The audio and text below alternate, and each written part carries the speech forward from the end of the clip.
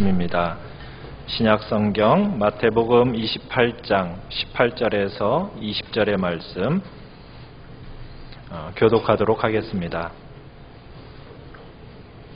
18절 제가 먼저 읽겠습니다. 예수께서 나와 말씀하여 이르시되 하늘과 땅의 모든 권세를 내게 주셨으니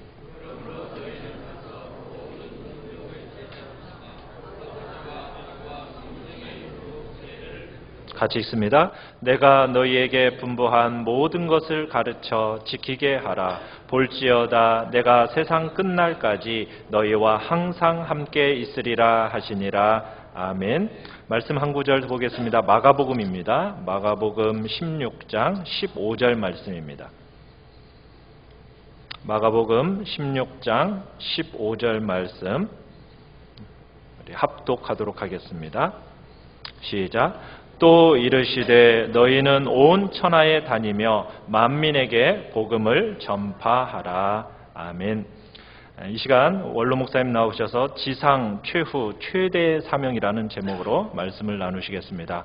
오랜만에 우리 뵙는데 우리 원로 목사님 박수로서 우리 환영하면서 맞아드리도록 하겠습니다.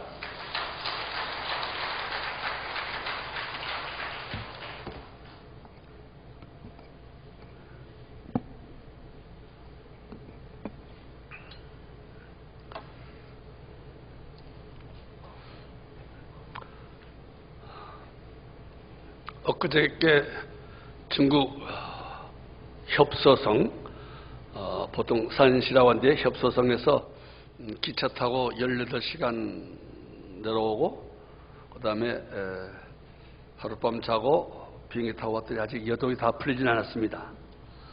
그래도 하나님 은혜와 여러분들이 기도한 은혜로 무사히 여정을 잘 마치고 돌아왔습니다.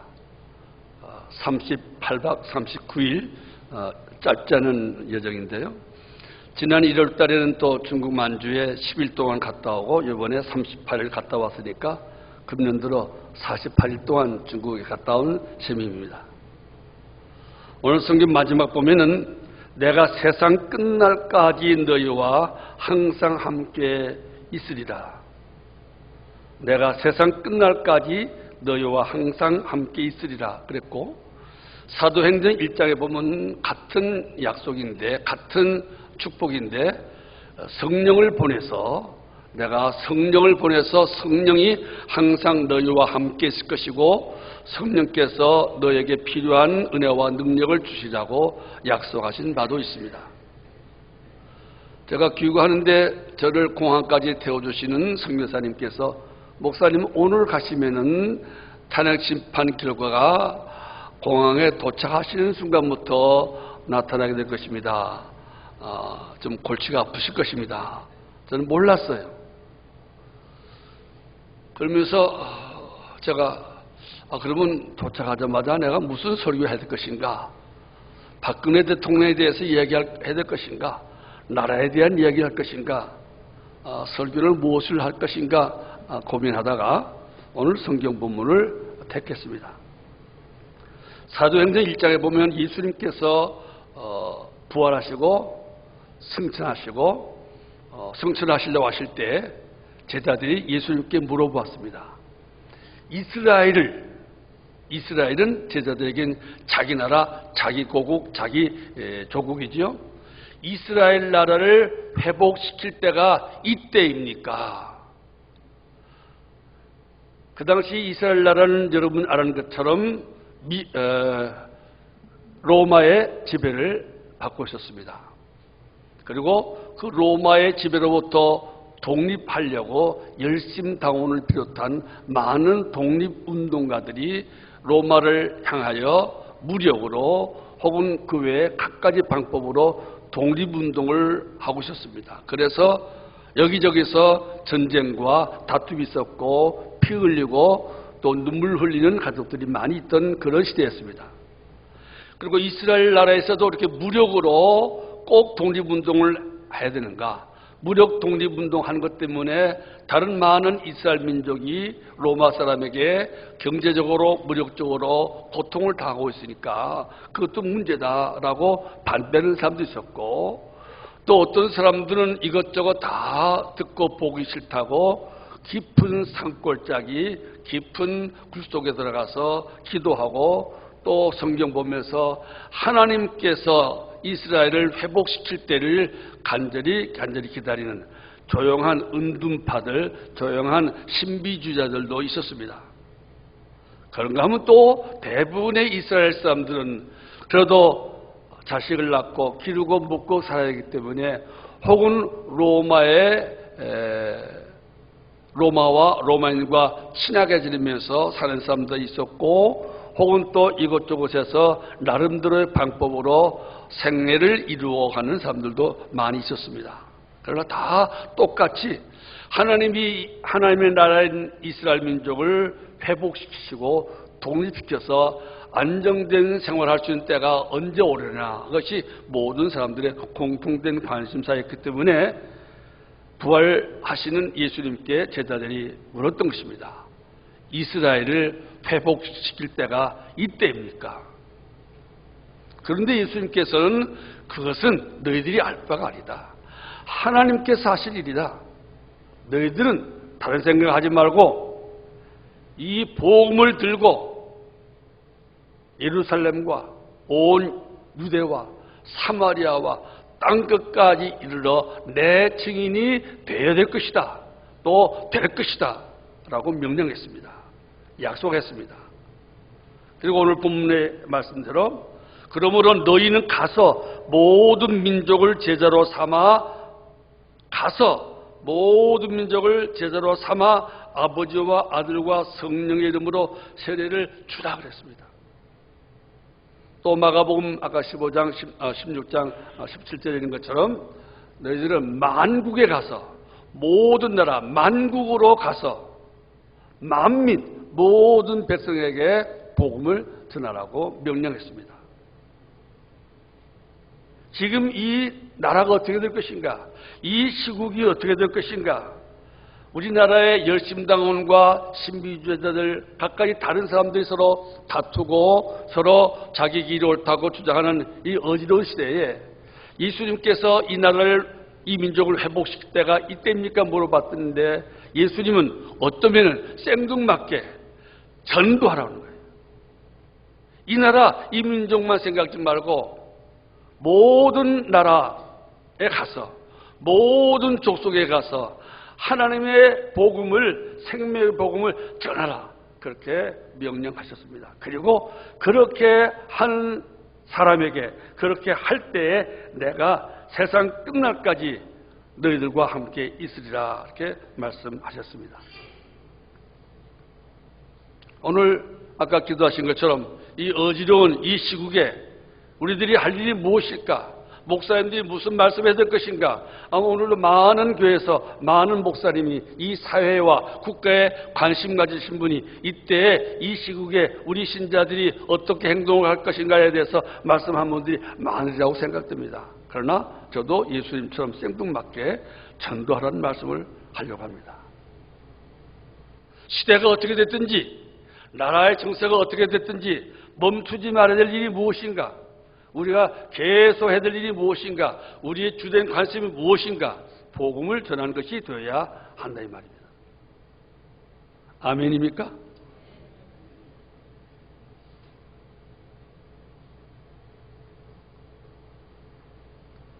근데 이 명령하신 분이 누구신가?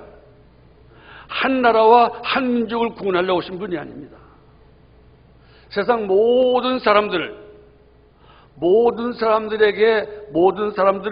멸망하지 않고 그들에게 영생을 주시려고 이 땅에 오셔서 그리고 많은 사람에게 생명을 주고 많은 사람을 하나님의 나라의 백성 되게 하시려고 십자가에 못 박혀 돌아가신 분이 이 명령하셨습니다. 내가 왜 이 땅에 왔겠느냐? 내가 왜 십자가에서 죽었겠느냐? 한 나라, 한 민족을 위해서냐? 아니라는 거예요. 하나님 택하신 모든 백성들, 모든 사람들 그 죄를 용서하고 그들 다 구원해서 하나님의 나라, 하나님의 백성 되어서 하나님의 나라의 영원한 행복을 누리게 하기 위해서 내가 이 땅에 온 것이고 내가 십자가에 못 박혀서 속죄의 죽음 대속의 죽음을 죽은 것이다 이 말이에요. 그 죽으신 예수님께서 하신 말씀이에요. 또 예수님은 죽은 지 사흘 만에 다시 부활하셨습니다. 우리에게 영생을 주시기 위해서, 영원한 생명을 주시고 죽음의 권세를 깨뜨리고 부활하신 주님께서 내가 왜 부활했겠느냐, 왜 내가 죽음의 권세를 깨뜨렸겠느냐, 많은 사람에게, 하나님의 자녀들에게 영생을 주려고 내가 부활한 것이다. 이 부활의 생명을 많은 사람이 누리게 하고 모든 사람이 나누게 하기 위해서 너희가 할 일이 무엇이냐, 이 나라와 이 민족 걱정하는 것이 아니고 만국에 가서 만민에게 복음 전해야 된다 이 말이에요. 너희들의 사명은 거기 있다 이 말이에요. 너희들은 거기에 관심을 둬야 된다 이 말이에요. 너희 민족, 너희 나라에만 관심을 두면 안 된다 이 말이에요. 다른 모든 이스라엘 민족이 이스라엘 나라와 이스라엘 국가에 대해서 관심을 가질지라도 너희들은 이스라엘 민족이고 유대 민족이지만은 너희들은 만민에게 관심 가지고 만국에 관심을 가져야 된다. 이렇게 말씀하시는 것입니다. 그래야만 된다. 내 죽음이 헛되지 않고 나의 부활의 의미가 헛되지 않기 위해서는 너희들이 나의 십자가의 죽음과 나의 부활의 이 사실, 이 놀라운 소식을 만국 만민에게 전해야만 된다 이 말이에요. 그 일을 위해서 내가 성령을 보내주실 것이고 성령이 임하면 너희들이 그 일을 해야 된다 이 말이에요. 유대민족은 민족주의가 강했습니다. 세계에서 가장 민족주의가 강한 백성이 이스라엘 민족이었습니다. 지금 예수님께서 그런 민족주의, 한 조그만 나라, 강원도보다도 강원도만한 그 조그만 나라에 너희들의 모든 관심과 그 안에 있는 몇백만의 그 너희 민족에만 관심 가지면 안 된다. 내 제자가 아니다 이 말이에요. 그러면서 만국에 가라. 가라. 땅끝까지 가라. 모든 민족에게 복음을 전해라. 그리고 그들에게 아버지와 아들과 성령의 이름으로 세례를 주라 이 말이에요. 다시 말하면 예수 믿게 하라 이 말이에요. 세례를 주란 말은 예수 믿게 하란 말이에요. 예수 믿는 사람들 예수 믿는다는 것이 확실해지면 세례를 주는 거니까요. 4월 달에 우리 교회에서 또 부활주일에 세례를 줘야 될 터인데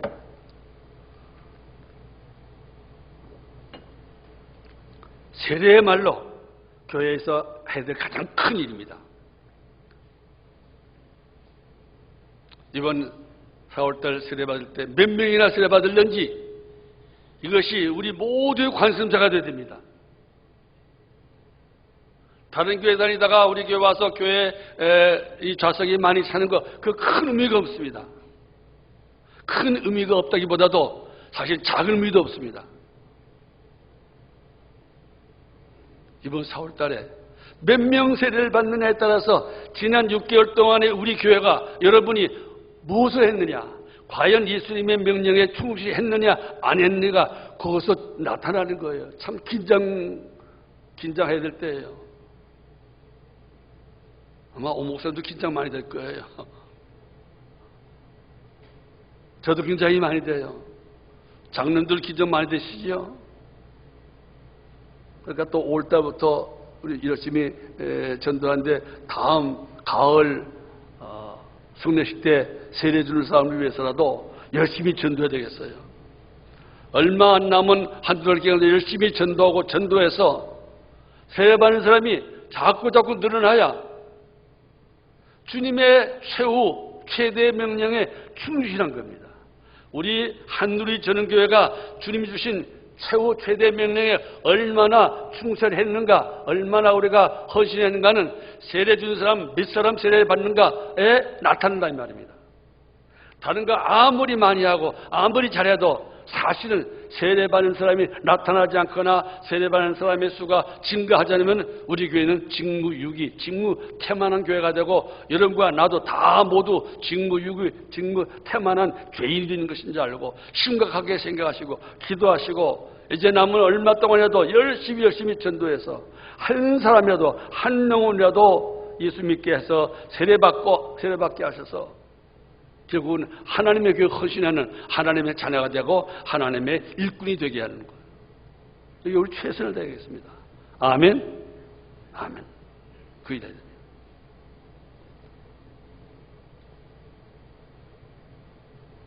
그렇게 그 일에 전심전력할 때 그 일에 전심전력하는 개인에게 하나님께서 내가 세상 끝날까지 함께 하리라, 항상 함께 하리라는 그 약속이 개인에게 적용되고 내가 성령을 보내주리라는 그 성령의 약속이, 성령의 충만하심이, 성령의 능력 주심이 개인에게 적용되고 그 단체에 적용되고 그 교회에 적용되는 겁니다.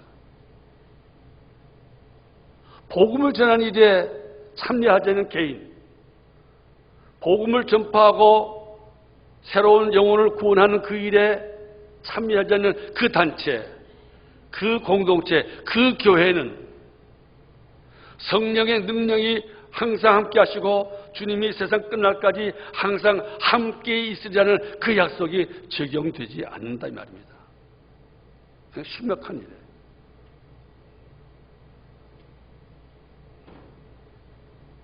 물론 우선은 우리는 우리 주변 이웃에게 이 복음을 증거해야 되겠습니다. 내 가까운 사람에게 복음을 증거해서 내 가까운 사람들이 먼저 예수 믿고 세례 받도록 해야 되겠습니다. 그리고 그들에게 하나님 말씀 가르쳐서 제자가 되어야 되겠습니다. 오늘 성경에 있는 제자가 되게 하리란 말은 우리가 말하는 제자 훈련을 시켜가지고 정말 일꾼다운 일꾼 그런 제자를 말하는 것이 아니고 단순하게 예수 믿는 사람을 말합니다. 제자가 날마다 늘어나더라는 말은 예수 믿는 사람을 말합니다. 날마다 예수 믿는 사람이 늘어나야 됩니다. 그 일이 쉽지 않지만은, 그러나 우리 힘으로는 쉽지 않지만은 성령께서 함께 하시고 우리가 성령의 인도를 따라 말씀 증거에 헌신하면 또 우리 주님이 함께 하셔서 주님이 하게 하시고 성령께서 하시게 하시면 될 수가 있습니다. 아멘. 제가 지난 7월 달에 어떤 여자분의 전화를 받았습니다. 모르는 분이에요. 목사님 모르실 것입니다. 우리 남편이 합동신학교에서 목사님한테서 하나님께 공부를 했다고 합니다. 나가면 꼭 목사님 찾아뵙고 상담하라고 해서 상담했습니다. 찾아가도 괜찮을까요? 오라고 그랬습니다. 만났더니 중국 사천성에 있는 성도에서 20년째, 25년째 선교 사업을 하고 있는 사모님이었습니다. 근 30년 가까이 대학생들을 중심으로 해서 대학교에서 가르치면서 대학교 강사, 교수노릇을 하면서 그 사모님은 대학교에서 강의를 하는 분이었고 또 목사님은 선교를 하는 분이었습니다. 물론 당연히 중국 사람들에게 선교를 하는 분이었습니다.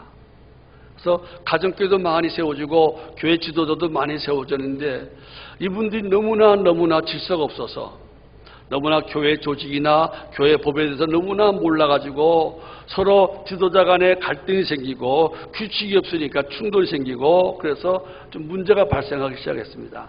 또 교회에 문제가 발생하면 이걸 어떻게 해결할 것인가에 대한 경험도 없고 법도 없기 때문에 서로 인간 갈등까지 생기기 시작했습니다. 어떤 규칙과 법을 만들고 조직을 만들고 그럴 필요가 있는데 목사님이 그 일을 잘 아실 것 같다고 해서 우리 남편이 찾아가서 상담하러 왔습니다. 하는 말이 저희 지역을 한번 방문하셔서 우리 중국계 지도자들에게 목사님의 경험담과 또 교회의 교단을 어떻게 만들고 교단의 법을 어떻게 만드는가 가르칠 수가 없겠습니까? 그래서 할 수 있다고 했습니다. 시간이 있으면 할 수 있습니다. 그런데 단 한 곳을 위해서 그 먼 곳에 내가 은퇴한 사람이기 때문에 경비도 그렇고 다른 문제가 있어서 내가 한 곳만 가지고 내가 간다고 약속할 수 없기 때문에 조금만 기다리고 생각해 본 다음에 연락하겠다고 그랬습니다. 그리고 얼마 안 있었는데 중국 사천성 그 성도와 운남성 곤명에 있는 우리 교단의 선교사님 부부들이 양곳에 모여서 세미나 하는데 와달라는 연락을 마치 받았어요. 목사님 멀지만은 와줄 수 없겠습니까? 그래서 제가 얼른 갈 수 있다고 그랬습니다. 다른 사람 가기 전에 간다고 내가 갈 수 있습니다. 내가 있는 건 시간밖에 없는데 내가 갈 수 있습니다. 마침 내가 딴 곳에서 중국교회 모임에서 초청받았는데 잘 됐다고 그래서 약속을 하고 이번에 다녀오게 되었습니다. 또 거기는 이제 2월 달에 한다고 해서 2월에 약속해서 갔다 오게 됐습니다. 그래서 우리 신주신학교에서 사실 이야기하고 항공비 비행기 값은 제가 보조를 받고 갔습니다.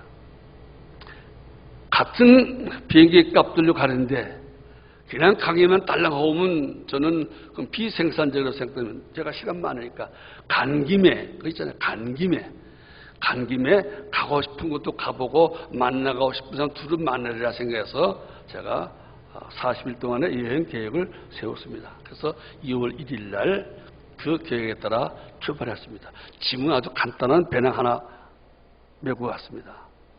배낭에 뭐 들어갈 게 없습니다. 저는 항상 그것이 5일이든지 뭐 40일이든지 항상 제 배낭에는 양말 3컬레, 팬티 3개, 러닝 3개, 이번엔 추워서 또 내복 하나 하고 봄에 입는 잠바 같은 거 하고 조금 겨울 입는 잠바 하나 하고 그 칫솔 하나 하고 뭐 그게 전부입니다. 모두 합해봐야 한 6kg 정도밖에 안 되는 짐 하나 매면 됩니다. 그리고는 출발했습니다. 그리고 혼자서 한 8,000km 와서 내가 계산한 8,000km 직선거리 8,000km 꼬불꼬불한 걸 다 따지면 아마 한 10,000km는 다닌 것 같아요. 걸어서 다닌 것마도 한 150km 되는 것 같으니까요. 제가 살이 4.5kg 빠졌습니다. 엊그저께 마지막 날 선교사님들이 송별회 하려고 새끼를 너무나 잘 모아서 도로 1.5kg 도로 회복했지만 그래도 많이 빠졌습니다. 중국 여행한 결과를 제가 느낌을 좀 더 이야기하겠습니다. 오늘 우리 한 사람이 어저께 중국 얘기하지 말라고 했지만은 중국 갔다 온 제가 중국 얘기해 줬지 제가 설교하는 게 더 좋겠습니다. 설교에 맨날 듣는 건데요. 저는 중국 얘기하는 게 좋겠다 생각되었고 아까 누군가 대피기도 할 때 박 장로님이 또 용기를 줘서 중국 갔다 오신 얘기를 해서 은혜 받게 되어서 제가 연결돼서 오늘 설교는 끝내고 중국 갔다 온 얘기를 하기로 했습니다. 내가 큰 경험, 박 장로님 기도 내가 큰 은혜 받았습니다.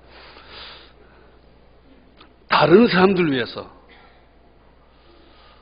중국과 중국 선교의 중요성에 대해서 한국과 중국과의 관계에 대한 우리가 생각을 좀 정리하기 위해서 제 짧은 경험을 이야기하겠습니다.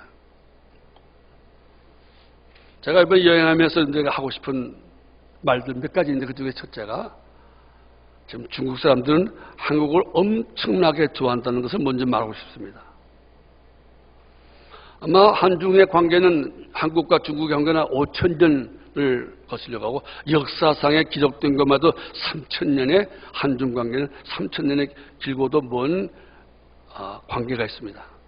아마 그 긴 역사간에 아마 지금처럼 중국 사람들이 한국 사람을 좋아하고 한국을 존경하고 그런 때가 있을까? 또 앞으로 그것이 몇 년 계속될까 하는 것이 생각입니다. 엄청나게 한국을 좋아합니다. 한국 사람이라면 거의 100명 중에 95명은 다 좋아합니다. 그래서 한국 사람이 여행하기 제일 좋은 나라 하면 저는 중국을 꼽습니다. 한국 사람 좋아하니까. 한국에서 왔다 그러면 다 좋아하니까. 그리고 한국 사람 말하면 대부분이 한국, 미국 가서 한국 이런 말 들을 수 없습니다. 유럽에 가서 한국 최고란 말 한 사람도 없습니다. 제가 서양은 많이 못 갔지만 미국 가서 한국이라는 걸 한 번도 못 들어봤습니다. 유럽에 가서 한국이라는 말 한 번도 못 들어봤습니다. 중국 가면 가는 곳마다 내가 한국 사람이면 얼마나 참 좋습니까? 그러니까 중국 여행하기 쉽습니다. 그래서 한국 사람이 친절합니다. 한국 사람 처음 보는 사람이 대부분입니다. 자기는 한국 말만 듣는데 한국 사람 처음 봤다고. 시골 구석구석에 산골짜기가 많이 다녔기 때문에 그래서 특별히 더 친절합니다. 그러니까 중국 가는 거 두려워하지 마세요. 또 중국 사람들은 한국을 좋아하기 때문에 아주 친절하게 됩니다. 정말 여러분들이 모르면 아무리 얼마나 친절한지 몰라요. 제가 중국말을 잘한 줄 알죠? 아닙니다. 정말 중국말 몇 마디 하지 못합니다. 그러나 중국 사람이 워낙 친절하기 때문에 그 몇 마디 모르는 중국말 갖고도 그렇게 제가 오개성이면 한개성이 다 한국보다 크니까 남북한 보통보다 더 크니까 엄청난 큰 다섯 개 나라를 돌아왔다고 볼 수가 있습니다. 먼저 중국에서 제일 제가 많이 한 말이 칭은 요청한다고 할 때 청자예요. 청합니다. 요청합니다. 칭하고 다음에 하면 다 들어줍니다. 제가 좀 사진 찍어 볼 때 다 중국 사람이 찍어준 것인데 간단합니다. 뭐 중국말로 사진 찍어주세요. 뭐 복잡하지 않습니다. 칭 요청합니다. 그리고 착각하면 다 찍어줍니다. 노인 우리 성문복지관에서 버스 타는 법, 버스 탈 때 말하는 중국말, 택시 잡을 때 쓰는 중국말로 복잡하게 얘기하는데 가서 보니까 그거 다 쓸데없습니다. 택시 잡으면 손만 들면 택시가 쓰는 거고요. 뭐 말이 필요 없는데 왜 이렇게 복잡하냐. 손만 들면 되고요. 손만 들면 택시가 쓰고요. 버스도 그냥 돈 내고 탑니다. 다 2원짜리 2원 내고 1원에 쓰면 1원 내고 1원이면 약 180원입니다. 그러면 종점까지 갔다 올 수 있고 한 바퀴 삥 돌 수도 있습니다. 2원 내고 2층 버스 타면은 한 바퀴 삥 돌면은 시내 구경하고 또 다음에 다른 버스 2층 버스 타고 2층 버스 3번만 타면 1000만 명이 사는 도시를 다 일주하고 1일 관광 투어 다 끝납니다. 그러니까 6원이면 1000만 명이 사는 도시 다 구경합니다. 그럼 또 자리도 양보해 주고요. 너무너무 친절하게 줍니다. 그래서 중국을 무수하지 마세요. 중국 가면 사기당하는 사람이 있는데 저는 사기 한 번도 안 당해봤습니다. 제가 중국 여러 번 가면서 많은 중국 택시사인데 한 번도 미터기를 쏘인 사람 한 번도 내 만난 적이 없습니다. 어떤 분들은 중국 가면 미터기를 쏘긴다고 조심하라고 하는데 저는 한 번도 미터기 쏘긴 사람 본 적이 없습니다. 정직하게 해줍니다. 미터기가 다 있기도 하고 또 분명히 내가 갈 곳을 한문으로 써서 보여주면 정확하게 그 주소에 딱 대두지 삥삥 도는 법이 없습니다. 혹시 삥삥 도는 것처럼 보여주면 어떤 빨리 가려고 질러가는 것이지 그런 법이 없습니다. 생각 밖에 중국 사람들 친절하고 정직합니다. 쓰리꾼이 많다는데 저는 배낭 메고 다니는데 한 번도 쓰리 당한 적도 없고 배낭 찢은 적도 없고 40일 내뿐만 아니라 그전에도 배낭 여행 했지만 한 번도 누구한테 그런 쓰리 당하거나 도둑맞은 적이 없고 또 해코침을 당한 적이 한 번도 없습니다. 제가 힘이 있어서 그런 게 아니고 생각 밖에 여러분들 상상 외에 혹시 중국 가서 이상한 데 가서 소매치기 당하거나 좀 어려움을 당한 사람이 이걸 과장해가지고 인터넷에 막 올려서 막 오해된 것이지 안 그렇습니다. 오히려 제가 보기에는 한국보다 더 안전합니다. 무엇보다도 중국은 사람들 많은 곳에 경찰들이 많습니다. 공안들이 아주 많아요. 이유는 모르겠지만 공안들이 아주 많기 때문에 오히려 더 안전합니다. 기차역 내리면 여기저기 경찰들이 이따만한 중국 무술 방맹 몽둥이 두고 다 서 있어서 어디든지 안심할 수가 있습니다. 중국 가는 걸 두려워하지 마세요. 또 중국은 돈이 안 듭니다. 저는 40일 내내 중국에서 살면서 다른 선생님들과 목사님과 대접하고 대접할 때 외에는 저는 최고 밥값이 한 끼에 5,000원 이상 먹은 적이 없습니다. 한 번 넘어요. 거의 대부분 2,000원 이내로 2,000원 전후로 먹습니다. 그래도 맛있습니다. 볶음밥. 제일 많이 먹은 것이 볶음밥이고, 우리말 하면 우동 많은데, 볶음밥, 우동 다 10원 이내입니다. 그러니까 1,500원 전후면은 한 끼 다 때울 수 있습니다. 빵도 많고, 길거리 지금은 꽈배기도 있고, 만두도 있고, 그거 다 해봐야 400원, 500원 하는 건데, 또 중국도 죽이 많습니다. 죽 그거 하나 한 800원 하면 죽 한 그릇 먹는데 아주 맛있습니다. 음식값이 안 들어요. 또 숙박비 어떻게 하는가? 전 숙박비는 대개 100원 미만, 100원이라면 18,000원인데 18,000원 미만 숙박 들었습니다. 가장 싼 곳에. 중국은 기차역에 내리든지 버스역에 내리면은 이렇게 종이를 든 아줌마들이 아저씨 다 옵니다. 여기 얼마 쓰고 호객군 이제 다 보고 값을 보고 내 마음에 든 상 따라가면 됩니다. 어떤 John 너무너무 그냥 엉터리도 있어요. 우리나라 돈으로 8,000원이라고 해서 따라갔더니 자기 아파트에 침대를 한 방에 침대를 3개 놓고 한 방에 셋이 자는데 5,000원이에요. 우리나라 돈으로. 잘만한데 문제는 화장실이 옛날 구식에 다 쭈그리 앉아야 돼요. 이 나이 되면 쭈그리 앉아서 일 볼 수가 없어요. 그래서 쭈그려서 이거 뿌하오 한다고 이해를 못해요. 왜 화장실 가지고 막 뿌하오 안 좋다고 나 무릎 아프다고 안 하면 왜 무슨 말인지 이해를 못해요. 이해를 못해요 사람들은요. 그래서 찾아다가 양병이가 있으면 무조건 들어가는 거예요. 유수 호텔은 거의 다 양병입니다. 젊은이들이 외국 여행객들이 많기 때문에 유수 호텔은 값은 싸지만은 다 양병기가 있어요. 대신 값은 쌉니다. 아주 조그맣습니다. 그래도 거기 가면 인터넷도 자유롭게 할 수 있고 와이파이가 잘 터지고 뜨거운 물이 잘 나오기 때문에 비록 8,000원짜리 방이지만은 다른 건 다 불편이 함이 없습니다. 그리고 또 친절하게 다음에 가면 어디 갈 것인가를 친절하게 잘 가르쳐 줍니다. 그래서 먹는 거 걱정 없고요. 숙박이 최고 싸요. 미국에 보면 미국에 한 5분의 1도 안 돼요. 한국보다 한국에 한 2분의 1 정도밖에 안 되니까 쌉니다. 아까 무슨 시내버스는 다 1원이에요. 1원 180원 아니면 2원, 360원이면 시내버스는 무한정 탈 수 있습니다. 무한정. 또 저같이 나이가 많은 사람은 70세 이상 된 사람은 웬만한 공원은 중국 사람이 3만 원 내고 들어왔는데 나는 무료입니다. 가서 모른 체하고 나는 75세입니다.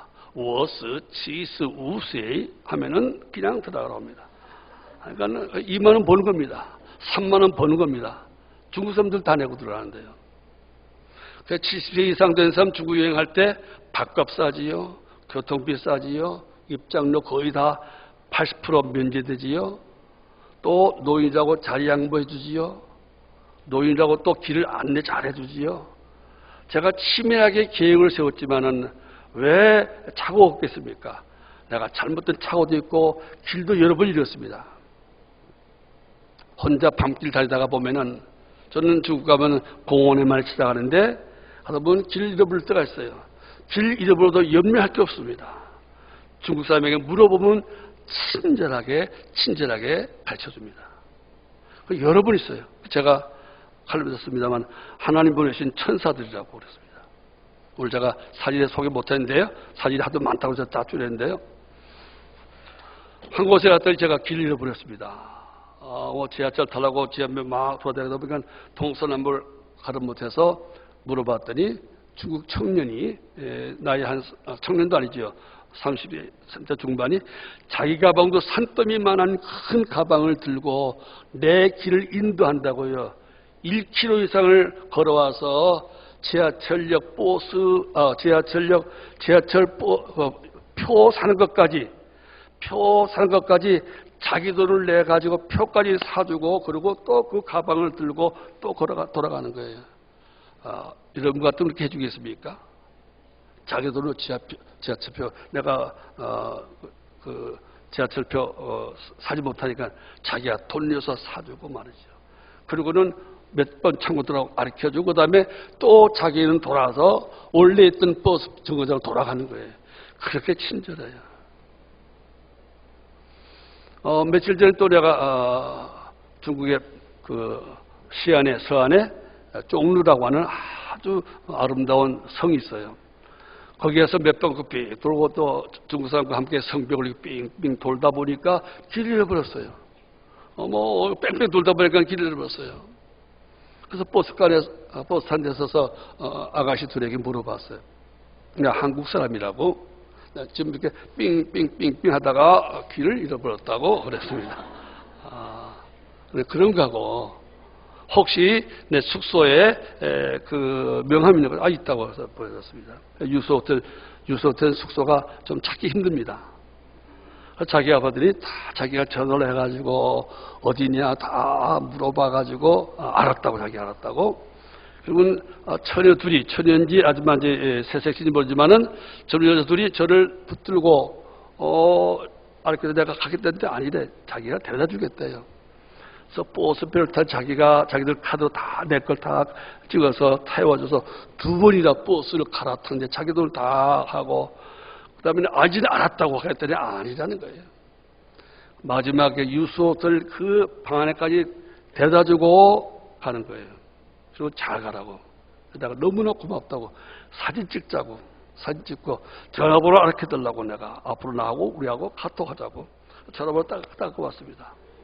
오늘 그 천사 같은 처녀들 보여주려고 했는데 마치 그거 빠졌어요. 예를 들어 말하면은 그렇게 처절합니다. 그러면 젊은이만 그런 거 안 그렇습니다. 나이 많은 분들은 더 그래. 같은 나이 많으니까 자기들 생각에서 더 친절하게. 어떨 땐 자기 음식을 나눠주기도 하고 같이 먹기도 하고 간식거리 주기도 하고 엄청나게 친절합니다. 아마 한국 사람들은 친절한 걸 배워야 될 것 같아요. 너무 우리도 좀 그 옛날 그 정이 없습니다. 그렇게 친절하기 때문에 물론 그들이 저를 목사로 알고 한 게 아니고 한국 사람인 줄도 모르고도 그렇게 하는 거예요. 그래서 중국은 여행하기가 좋고 찾아가기가 참 좋습니다. 뿐만 아니라 중국은 구경할 것이 참 많습니다. 엄청나게 많습니다.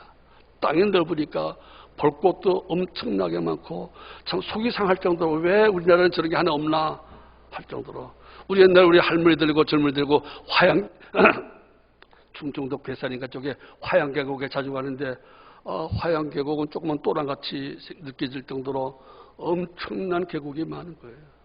엄청난 물이 흐르고 엄청난 구경거리가 있는데 너무나 구경할 게 많아요. 가는 곳마다 구경할 것이 많아요.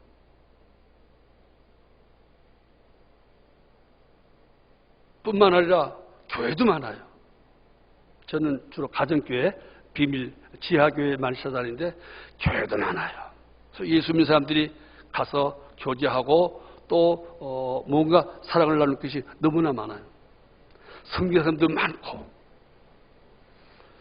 그래서 이 중국 땅에 이렇게 그냥 예수 믿는 사람이 그냥 많아져요. 가서 교회를 세우면은 몇십 명 모이는 것은 금방 모여요. 한 1년이면은 한 7, 80명 모일 수 있어요. 예수 믿는 그 중국의 사람들 다 예수 믿는 지 한 4, 5년밖에 안 됐어요. 우리 교회 집사님보다도 훨씬 경력이 얕아요. 그런데 은혜 받고 자기들이 교회 가고 싶은데 자기 동네에 교회가 없으니까 자기들 집에서 교회 시작하는 거예요. 시작해서 열심히 단순하게 예수 믿으면 죄에서 안 받는다고. 단순하게 예수님 우리를 위해 십자가 돌아가셨다고. 예수 믿으면 영생 받는다고. 예수 믿어야 마음이 편해진다고. 심령이 편해지고. 예수 믿어야 가정이 행복해진다고. 단순하게 복음을 전하는 그 평신도의 설교를 듣고 몇십 명이 모이는 거예요. 조그만 아파트에 30명, 40명 모여서 예배를 드리는 거예요. 그것도 이제 비밀스럽게 드리는 거예요. 허가 안 받으면 안 되는 거니까. 그래서 교회가 자꾸 늘어나고 있어요. 근데 그 사람들이 신학이란 말도 못 듣는 사람들이에요. 여러분보다 훨씬 못한 성경 지식 갖고 있으니까 말이에요. 그런 분들이 교회를 하는 거예요. 또 자기 일하면서 농사짓는 사람 농사하면서 장사하는 사람 장사하면서 식당하는 사람 식당하면서 그래 토요일부터 그렇게 교회 모여서 그야말로 돈 한 푼도 안 받고 자기 집에서 사람들 모아놓고 전도하고 그 다음에 또 밥을 해주고 초대교회, 성경에 있는 그 모습 그대로의 정말 가정교회가 중국에서 많이 이루어지고 있어요. 아, 놀라웠어요. 너무나 은혜가 되었어요. 감격스러웠어요. 말은 듣지 못하지만 그들이 예배를 드리고 예배드리는 모습 보고 그 노래하는 그 찬송가 부르는 그 힘있는 찬송소를 들으면서 또 다 한 시간씩 하는 그 평신도들이 뭘 이렇게 많이 하는지 설교 한 시간씩이나 해요. 내가 봐도 너무너무 힘들어요. 그래도 또 앉아서 1시간 반 하는데 그것도 하는 사람도 그렇고 듣는 사람도 그렇고 아, 우리 교인들 다 데려다 좀 가서 좀 보게 하면 좋겠어요. 30분 설교도 길다고 하는 사람 데려다가 거기 한 달만 앉혀줬으면 좀 좋겠어요. 가서 교육 좀 받고 왔으면 좋겠어요. 야, 30분 너무 짧구나. 최소 1시간을 해야 되겠구나. 벌써 길다고 생각해서 벌써 있잖아요. 얼마나 참 힘들어요. 아무튼 복음이 너무나 왕성하게 퍼지는 거예요. 아, 이런 중국교회를 도와줘야겠다. 기도로 도와주고 우리가 물질로 도와주고 사람의 우리가 할 수 있는 모든 방법으로 우리나라는 이렇게 전도하기 힘들고 이렇게 세례 줄 사람이 생기기 힘든데 이렇게 중국 우리보다 10배나 더 빨리 복음 증거되고 이렇게 전도하기 쉽고 이렇게 많은 사람이 예수 믿는데 우리가 어떻게 좀 도면 좋겠다는 생각이 더 마음에 깊이 도전받았습니다. 그리고 그들이 그 열심에 더 감동을 받았어요. 많은 신학을 공부하고 수십 년을 복음을 듣고 집사가 되고 장로가 되는데도 우리 구역 하나 해도 무슨 말이 많고 왜 우리 집에서는 밥 먹어? 왜 우리만 밥 먹여야 돼? 배부른 소리를 하고 있는 우리 한국교회 볼 때 속이 상했어요. 그것도 자기 농사에 소장농. 옥수수를 우리나라 평수로 15,000평을 옥수수인데 소장농 하면은 소장농에서 15,000평을 옥수수 기르면은 얼마 받는가? 한 달에 우리나라 돈으로 한 60만 원 받는 거예요. 그 60만 원 받으면서 생활하면서 아이들 교육시키면서 자기 집에서 교회를 하는 거예요. 돈 한 푼도 안 받고. 그게 얼마나 놀라워요. 우리 한국 교인들은 지금 거기 보면 처우상을 다 잃어버린 중국의 새로운 그 사람들 교회에 비하면 우리나라 교회는 거의 좀 죽은 교회와 같다 생각될 정도로 부끄럽고 마음 충격받았어요. 우리 교회를 생각해도 여러분들 볼 때 그분들과 비교할 때 우리 교인들은 다 죽은 게 아닌가. 왜 이렇게 말이 많은가. 왜 이렇게 힘들다고 짜증내는가. 진짜 주를 위해서 헌신하는 게 뭔지를 보았다면은 그런 말 안 할 터인데 마음에 큰 도전받았어요. 마음이 아팠어요. 한국교회를 소개해달라고 목사님 한국교회 어떻습니까? 한국교회 배우겠습니다 하고 막 한국교회 가르쳐달라는데 사실은 제가 마음에 당황스러웠어요. 뭘 가르칠 것인가? 다 죽었다고. 우리 한국교회는 교인들 구역 식구들 밥 한 끼만 대접해도 그냥 말이 많다고 입이 이만큼 나온다고 그 말 할 수가 없잖아요. 참아요. 그래서 아무튼 우리도 옛날에는 잘했다고 오늘 이야기는 안 했습니다. 옛날에 이렇게 하자는 거 옛날 얘기만 했습니다. 그랬더니 옛날 얘기 다 여러분하고 관계없는 사람들 얘기지요. 옛날 우리 한국에 이런 사람들 때문에 한국에 부흥했다는 이야기를 했더니 은혜 받았는데 우리 교회 얘기는 제가 못했어요. 우리 교회들은 이렇게 한다고 말 못했어요. 할 게 별로 없어갖고 말 못했어요. 했다간 또 괜히 그 정도 나고 할까봐 속도가 쪽팔릴 것 같아서 제가 말 안 했어요.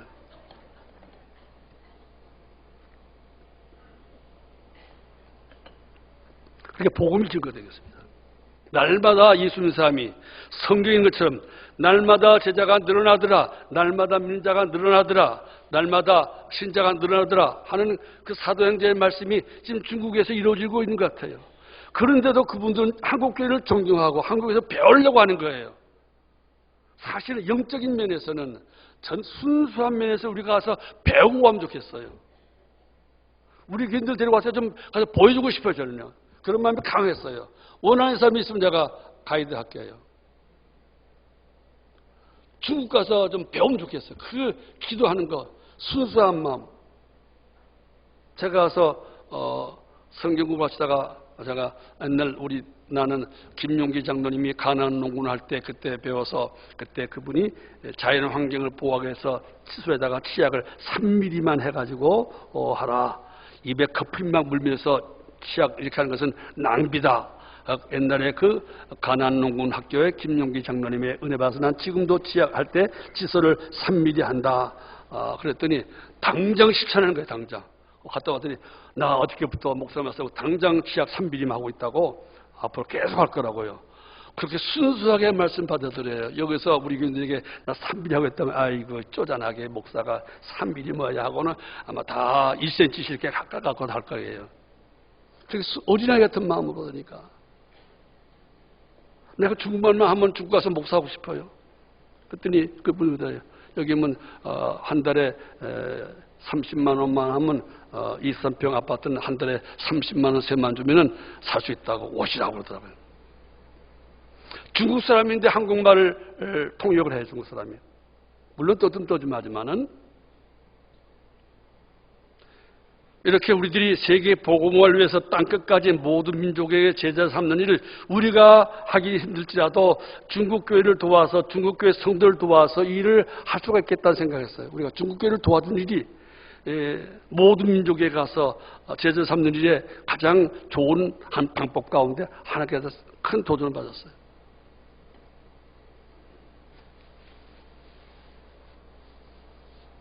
각성할 때입니다.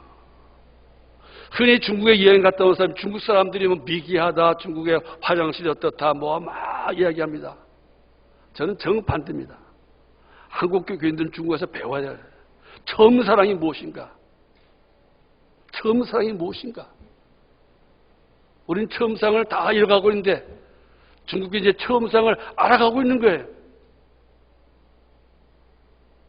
기도가 무엇이고 성경 읽는 게 무엇인지, 얼마나 기도 많이 하는지요, 얼마나 성경을 많이 보는지요.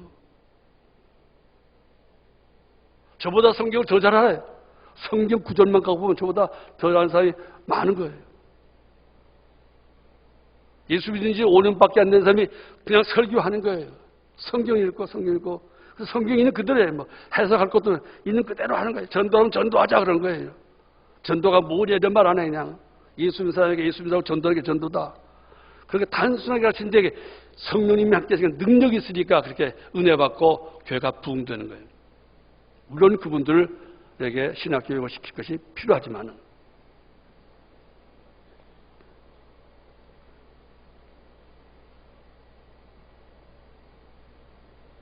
또 중국은 소수민족이 많아요. 그 많은 소수민족들 산 골짜기 깊은 골짜기 거기 뭐 마을이 10채, 20채 있는 골짜기도 많아요. 큰 높은 골짜기. 제가 최고로 해발 4,100m까지 올라가는데 그 2,500, 2,700 되는 그 골짜기마다 다 무슨 족 골짜기 다 있는데 그 골짜기를 다 징기시까지 쳐들어왔을 때요. 청나라 여진족에 청나라가 쳐들어왔을 때 참 근데 영웅도 영웅이 아니구나. 왜 그 골짜기 잘 사는 사람 쳐들어와서 꼭 굴복시키려고 많이 죽였다고 그래요. 그래서 나 징기시칸 영웅이 아니냐는 걸 알았어요. 참 쓸데없는 짓 하고 다니는 사람이구나. 왜 가만히 있지? 거기까지 가서 산골짜기 사람 다 죽이고 켜고 자기 나라 깃발을 꽂고 오나 이 말이에요. 아무튼 그럼에도 불구하고 이렇게 중국 교회가 힘있게 자라고 순교를 당하는 정도로 어떤 지방은 또 공산당이 너무나 심해서 여러분을 신문에 보는 것처럼 그 예배당을 다 포크를 가서 예배당을 다 때려버리고 아주 큰 적도 없이 그냥 다 없애는데 그럼에도 또 흩어져서 집집마다 다 모여서 예배당 다 없어지니까 다 구형받아 모여서 또 축자 사자고 또 기도해서 더 부흥하는 거예요. 그런 일들이 중국에 지금 계속 지금 모르는 가운데 계속 벌어지고 있어요. 아직도 많은 지도자들이 허가받지 않고 교회 한다고 잡혀가기도 하고 감옥 사기도 하고 직장에서 쫓겨나기도 하고 공산당이면 공산당원증을 뺏기도 하고 그러면서 그렇게 열심히 지금 예수 믿고 복음을 위해서 힘쓰고 있습니다. 물론 다는 아니지만은 제가 만나본 사람 많이 그렇습니다. 제가 이번에 와서 우리 선교사님들도 여러 가정 만나보고 선교사 가정도 2팀 제가 부부 세미나하고 그랬습니다. 생각밖에 중국 큰 도시는 공기가 아주 나빠요. 공기가 아주 나빠요. 우리나라는 아주 좋은 겁니다. 엄청나게 나빠요. 한 달이면 해를 보는 날이 한 5일, 6일밖에 안 되는 것도 큰 도시인데 그런 데도 많아요. 그래서 사모님들이 우울증에 걸린 사모님들이 여러 명 있었어요. 그래서 사실은 그런 우울증에 걸린 사모님들 문제가 있어서 이번에 제가 거기 갔습니다.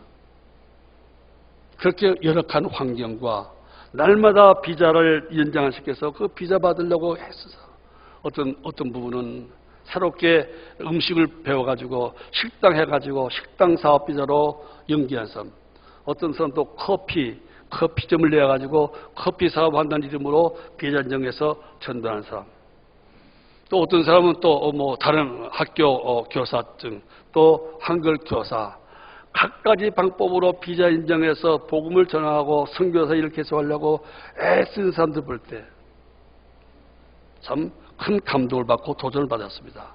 그러면서 많은 중국인 제자들을 양육하는 것, 많은 중국인들에게 복음을 전해서 세례를 주고 그들에게 제자 삼아서 주님 가르친 것을 지키게 하고 그걸 또 말씀을 그대로 지키는 제자 삼는 일이 얼마나 그도 열심히 하고 있는가 보고 큰 도전과 감동과 은혜를 받았습니다. 우리 교회에서 후원하고 있는 곤명 구역도 제가 찾아갔습니다. 우리 김명구 장로님이 아마 곤명하고 있지 아마. 제가 일반 찾아갔습니다. 한번 사진 한번 보여줄까요? 한번요. 간단하게 사진 보여주는 걸 마무리하겠습니다. 어저께 제가 사진 보냈더니 많다고 난 조그만 카메라 사진이라 그 스마트폰 사진이라 몇 장 안 던졌더니 20몇 장으로 막 줄여서 몇 장만 했습니다. 중국 사람이 얼마나 친절한가. 제가 산에 혼자 올라가는데 제가 저 청년들이 사진 찍은 데가 청년들이 아까 것처럼 착하 했더니 사진 찍어줬어요. 그걸 한국에서 왔냐물어 한국 왔더니 같이 사진 찍자고 그래서 같이 사진을 찍고 저 청년들한테서 간식도 얻어먹고 또 산에까지 정상까지 같이 올라가는데요. 저렇게 친절해요. 그리고 또 저 시탄이 아니지만은 한국 사람과 사진 찍고 싶다고 해서 제가 사진 찍었어요. 저렇게 친절해요. 젊으면 늙은이나. 그 다음 사진 보셨어요? 이 사람은 배를 가다가 만난 사람인데 제가 얘기했습니다. 뭐 니하오 하고 뭐냐고 하다가 얘기하다가 어쨌든간에 그 사람이 저한테 제 나이를 물어서 내가 75세라고 했더니 자기도 75세라고 동갑이라고. 그래갖고는 또 뭐 얼마나 좋아하는지 또 아들 보고 딸 보고 다 아들 딸 며느리 다 같이 왔어요. 사진 찍으라고. 그래서 뭐 나도 사진 찍고 지들도 사진 찍고 같이. 그래서 저 딸인가 며느리가 사진 찍어서 저한테 제 그 스마트폰 보내준 것입니다. 저게도 좋아요. 높은 산인데 아까 그 청년들을 만났던 곳입니다. 또 호수에서 만난 사람들. 또 길거리 가게 아까 가서 그 죽하고 볶음밥 먹으면 정말 2000년이면 배부르게 먹는 것입니다. 지나가고요. 이것도 뭐 봉우리가 만개되고 유채꽃이 얼마나 엄청나게 좋은 어떤 곳입니다. 또 골짜기도 가보고요. 이건 잘 안 보이는지 몰라도 산 높은 산입니다. 2000 몇백 대 높은 산인데 골짜기예요. 골짜기에 중국 사람은 잔도라고 참 놀랍고 참 무서운 정도로 이런 골짜기에다 이렇게 여기다 방에다가 그 시멘트로 박아서 이 밖에다가 이제 길을 해 통로를. 그러니까 완전히 이렇게 되는데 여기다 통로해서 여기를 걸어가라. 이걸 중국에서는 잔도라고 잔도 한 몇 킬로씩 내다보면 막바로 떨어지면 그냥 한 밑에 한 200m, 300m 된 낭떠러지에 저렇게 해놨어요. 강에다도 이렇게 강변에다가 다리를 만들었어요. 거기서 걸어가는 거예요, 이게. 저기 10km, 20km, 50km, 100km 이렇게 길대 있어요. 저기 걸어가면 아주 스릴이 만점입니다. 재밌습니다. 아주 엄청나게. 이거 타는 거는 일도 아닙니다. 재밌습니다. 저거는 이제 식당 하시는 선교사님 부부입니다. 저분들이 제가 갔더니 잠자리를 이틀인가 제공하시고 또 저와 함께 어떤 유원지로 같이 놀러가서 찍었습니다. 식당 비자가 안 돼서 사모님이 한국에서 친정엄마한테 배운 요리 가지고 식당 해가지고 한국 요리를 하는데 중국 사람들이 많이 와서 그거 갖고 이제 비자 인정하면서 중국인 가정교도 오고 학생들 몰래 가정교 지도자 신학교도 하고 있고 저러고 있는 분입니다. 저 때문에 오래간만에 부부가 이렇게 나들이 하게 됐다고 했습니다. 이분도 선교사이신데 똑같이 가정교 지도자 공부하고 또 중국교회 설교하고 중국 몰래 하는 중국교회 자기가 세운 중국교회 설교도 하고 가정교회하고 사모님은 중국 대학교에 가서 또 강의하고 아주 그냥 부부가 다 그냥 축자사 노력하시는 분들입니다. 이곳이 이제 우리 김용기 장로님이 하는 구역에서 후원하고 있는 쿤밍 곤명에 있는 김영남 선생님 부부가 봉사하는 장애자인 단체인데요. 지금 맹인들이 한 18명, 20명 되고 지체 부자이자들이 몇 명 되고 정신 장애자들이 몇 명 되고 거의 한 30명 모였던 것 같아요. 제가 제일 큰 감동 받았습니다. 우선은 사모님이 모든 요리를 한 30명의 요리를 다 반찬을 한 7가지 해가지고 다 요리를 해서 다 저게 먹는 요리입니다. 그걸 다 사모님이 중국 여자분 정신 지체 있는 청년이 돈 받아요. 저걸 다 30명분을 다 해서 다 나눠줘요. 그러면 그 주 교인들이 다 누님은 맹인들이에요. 맹인인데 밥을 날라다 주는 사람 누군가 하면 정신 지체아들이에요. 지적 장애자, 지체, 다리를 쩔뚝인 사람, 또 지적인, 정신적인 장애자들인데, 이들이 정말 저는 천국이 저런 곳이 아닌가 생각했습니다. 그 밥을 날라다 주는 그 장애자들과 지적인 장애자, 정신 장애자들이 그냥 얼굴이 그냥 막 얼마나 웃는 얼굴인지 그냥. 그래서 밥 그러면 막 웃으면서 자상히 갖다 바치고 막 그냥 한 번도 찡그리지 않고요. 그냥 웃으면서 그 20여 명의 그 밥을 다 갖다 주고 더 달라면 더 갖다 물 달라면 물 갖다 주고 다른 사람 다 명이니까 좁은 지역이니까 그 얼굴이 너무나 웃는 얼굴이어서 제가 너무나 부럽고 눈물 났습니다. 저렇게 기쁨과 즐거움을 찡그리지 않고 뭐라고 부르면 물 한 잔 갖다 주고 뭐라고 부르면 국 하나 갖다 주고 저렇게 즐겁게 일할까? 저렇게 즐겁게 일할까? 또 맹인들도 뭐 제가 설교를 통역까지 하니까 설교 한 30분 했는데 다 빼서 30분 했는데 말 한마디 끝나면은 아멘 할렐루야 아멘 할렐루야 그리고 얼마나 좋아하고 얼마나 찬송할 때 찬송 박수 치면서 얼마나 즐겁게 노래하고 끝난 다음에 와서 다 제가 가면 고맙다고 오늘 좋은 말씀에서 고맙다고 다 고맙다고 쎄 하고요.